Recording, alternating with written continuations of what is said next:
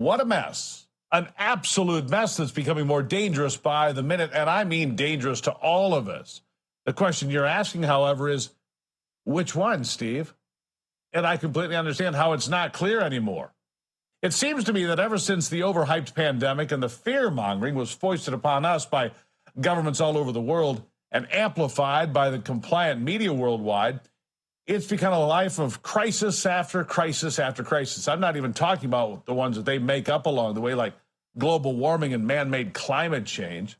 I'm only talking about the ones that they created, either intentionally or by way of near total incompetence, but it really doesn't matter how we got here. We're here now, and it is, my friends, an absolute mess. So let's go down that list, shall we, that affects you and me the most.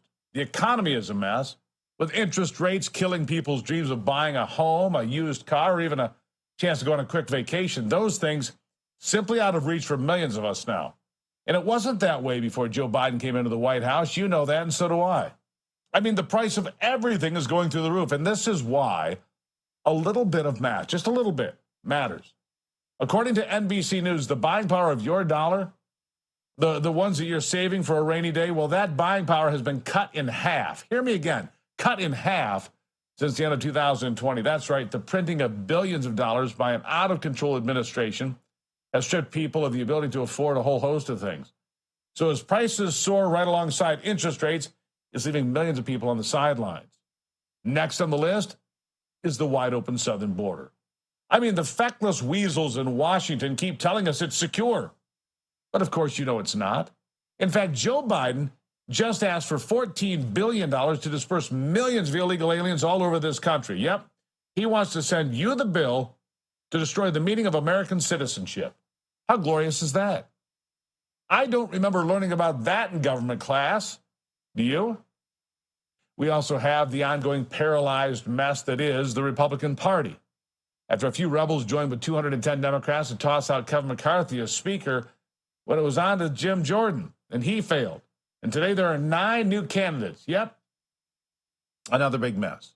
Then, of course, there is the huge mess in Ukraine that we're funding to the tune of hundreds of billions of dollars. And nobody can give us a straight answer as to why we're doing that exactly. But the biggest mess of all, of course, is the ongoing war now in the Middle East. And the mess that has settled into Western nations where tens of thousands of people have been turning out in support of the butchers of Hamas. And it's not just happening in other countries, it's happening right here in America, too. You see, over the weekend, the leader of the Jewish community in Detroit, a 40-year-old well-connected Democrat, stabbed to death in front of her home. Jewish leader. Samantha Woll was praised by her close friends like the Michigan Attorney General Dana Nessel. And even though it's an ongoing investigation and no suspects have been formally identified, I know what I thought when I first heard the news. You probably saw it the same thing. That is, that it was some kind of revenge killing, something to do with what's going on in the Middle East. Now, I will wait for the facts to come out before I make any final determinations, but that's where my mind went first. And what about those ripping America for supporting Israel's right to defend itself? Well, it's the usual suspects for starters. Ilhan Omar, an openly anti-Semitic Democrat, is screaming again for Israel to be condemned for the return fire after 1,500 of its civilians were slaughtered in a terrorist attack back on October the 7th. Listen to this. I want to say how insane and painful and scary it is to work and serve in a space where we have a member in our caucus say all Muslims are responsible for this, and not a single condemnation comes from our caucus leadership or any member of Congress. How is it that we are serving in a body where there are members who condemn us for asking for peace, for ceasefire? The most simplest thing. But that's not really what she's asking for now, is it?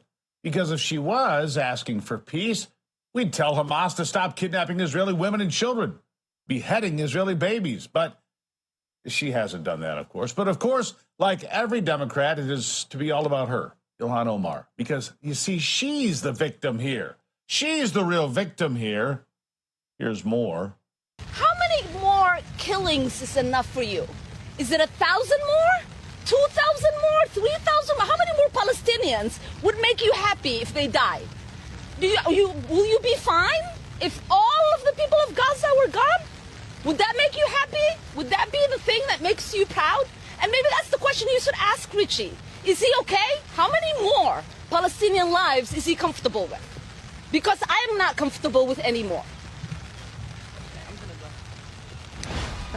Well, there's you have it from the squad. But Israeli bombing of Gaza relentlessly it could just be the beginning, the early part of what could become a global war at any moment. It's a tinderbox.